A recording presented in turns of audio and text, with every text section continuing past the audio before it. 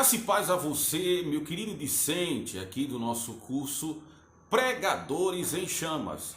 Nosso curso ele vai abordar não somente a carga homilética, que é a prática, falar, propalar a palavra de Deus, mas tem algumas coisas que são frucais e essenciais para que possamos receber esse norte e pregar a palavra de Deus como realmente ela é. Hoje nós vamos ver a famigerada, hermenêutica, aquilo que é muito falado nos púlpitos da igreja e é dada pouca importância juntamente no background, no escritório do pregador. E aqui, para você ter essas questões básicas de hermenêutica, nós vamos tratar isso em alguns vídeos para que você tenha consubstancialidade e materialidade quando você for proclamar o Vox Dei, que é a voz de Deus, que é o termo emprestado do livro do saudoso Paulo Anglada, que diz a interpretação, introdução à interpretação bíblica reformada. É um livro do Paulo Anglada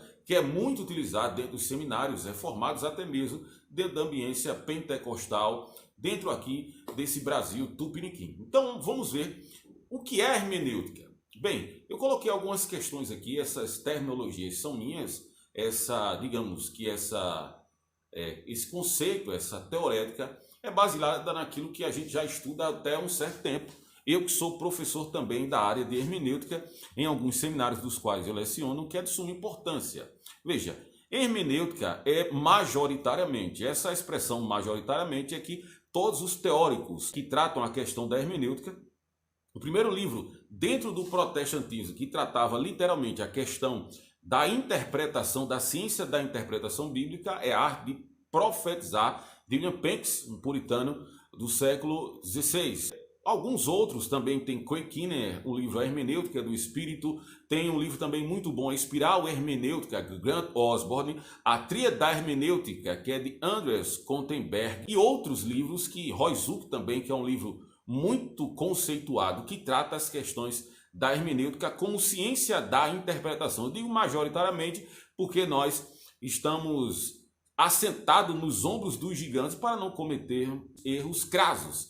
Mas veja, a ciência da interpretação bíblica, porque essa ciência é a questão desse conhecimento acerca da interpretação do texto sagrado. Por quê? Porque existe também hermenêutica jurídica aqui no Brasil, embora que ela foi fomentada pelo direito canônico católico, mas também a gente tem que ver essa diferenciação, principalmente a interpretação bíblica, que tem inúmeros gêneros literários de forma bem abastada, e a gente deve entender isso aí de forma basilar. Veja, a ciência da interpretação bíblica, que é a hermenêutica, ela cumpre o papel fulcral, quer dizer, essencial, de clarificar os textos canônicos das Sagradas Escrituras. Veja, a ciência da interpretação bíblica é para dar-se a conhecer. Lógico que nós trabalhamos com o pressuposto da iluminação do Espírito Santo na nossa vida para clarificar os textos das Escrituras Sagradas e o nosso ímpeto do nosso coração não macule aquilo que o texto mostra claramente. Tá certo? Ele clarifica, a hermenêutica mostra como aquele texto realmente é, porque se nós levarmos em consideração essa questão da temporalidade, do distanciamento que existe conosco hoje, nesse presente momento, e de quando o texto foi cunhado, foi confeccionado, tem uma temporalidade muito grande, principalmente expressões idiomáticas que não fazem parte do nosso vocabulário tupiniquim. Então a gente deve ter muito cuidado. A hermenêutica ela vem para clarificar a ideia do texto para que a gente possa conhecer. Isso a gente vai desdobrar e conhecer ao longo do percurso aqui desse curso Pregadores em Chamas para entendermos de forma clara os que os textos querem dizer. Bem, abjetar o ensino fundante da teologia quer dizer colocar em desuso. Muitas pessoas falam e não utilizam as ferramentas necessárias para entender aquilo que realmente é teologia. É colocar em xeque toda ortodoxia e ortopraxia. Ortodoxia, palavra orto quer dizer reto, quer dizer correto. Doxa, que é essa palavra Doxa, ortodoxia, é na palavra, das duas palavras. Orto quer dizer reto, doxa quer dizer opinião. A opinião correta, jamais poderemos ter uma opinião correta acerca de Deus se nós não conseguirmos entender o texto. Por exemplo, vou dar um exemplo aqui. Quando lá em Gênesis capítulo 6 fala que Deus se arrependeu, e a gente vai lá em Números capítulo 23, verso 19, diz que Deus não é homem para que minta, nem filho do homem para que se arrependa. O leitor moderno, se ele não entender e fazer essa comparabilidade textuais e observar esse mal-estar hermenêutico, ele pode ter uma ortodoxia errada. Ele pode dizer que Deus se arrepende. Veja, arrependimento é uma atitude de uma pessoa que está errada.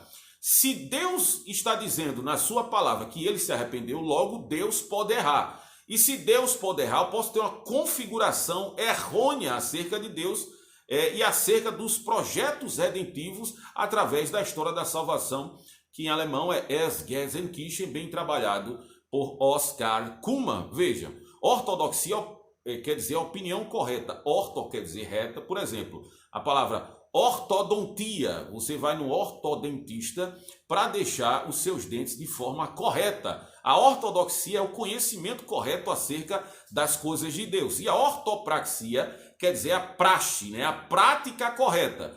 Ora, se eu tenho a ideia de que Deus pode mentir e pode errar, eu posso dizer que em determinados momentos da minha vida Deus não possa me amar ou Deus esteja tomando atitudes erradas acerca da minha vida. Ou, por exemplo, quando Deus leva um ente querido nosso, eu posso dizer que Deus errou, que é algo crasso, é algo pedante e pode criar uma teologia carregada de defecções. Então vamos lá.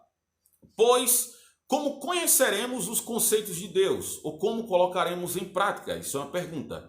A hermenêutica é o elo entre a verdade divina e a mentira. É o ponto de toque entre os céus e a terra. É a demonstração da apoteose divina e a pequenez humana. É a lima que amola a ferramenta do teólogo. É a chave que abre a jaula e liberta o leão. Veja a importância. Quando eu digo essa questão de tocar os céus e a terra, por exemplo, nas questões que tangem a cristologia, que é de suma importância, quando João, lá no capítulo 1, verso 1, vai dizer o seguinte, que no princípio era o verbo era Deus e o verbo estava com Deus, é nada mais nada menos do que o entendimento veterotestamentário de Gênesis capítulo 1, que no princípio criou Deus os céus e a terra era sem forma e vazia. Quando João fala isso nessas questões cristológicas, colocando em João capítulo 1, na textura do texto, na tecidura do texto, dizendo que o Logos, ele também é o agente da criação. E é de sua importância, como Thomas Watson vai dizer que a encarnação, a doutrina da encarnação de Cristo é quando os céus e a terra se beijou. Quando nós não temos esse entendimento correto, pode-se atrapalhar até essa conexão das verdades celestiais e as nossas vidas. É isso que eu quis dizer com relação aos céus e a terra.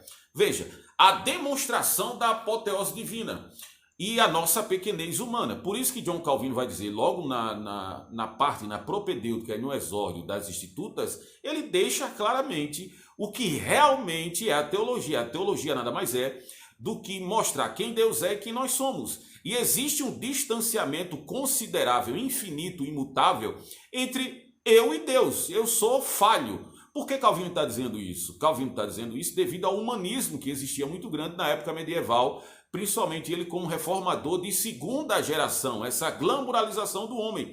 Mas a bem da verdade não é. E até hoje nós vemos isso claramente, acerca até dentro do quadrante eclesiástico tupiniquim, algumas pessoas tecendo alguns impropérios acerca das coisas de Deus. Por isso que as pessoas cantam tão mal. Os hinos são hinos totalmente antropocêntricos. Por quê? Porque não existe uma interpretação coerente das escrituras sagradas.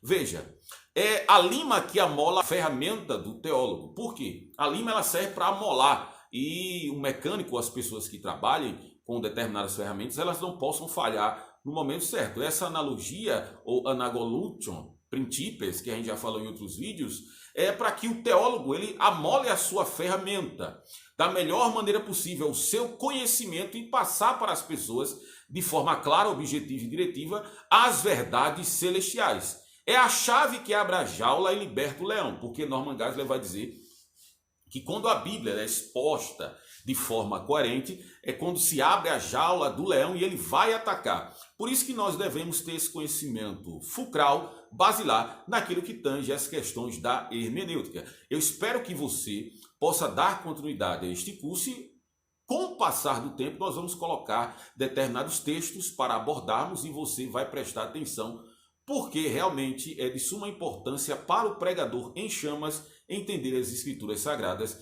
e se utilizar da hermenêutica, que é a ciência da interpretação bíblica. Espero você no próximo vídeo e que Deus abençoe você.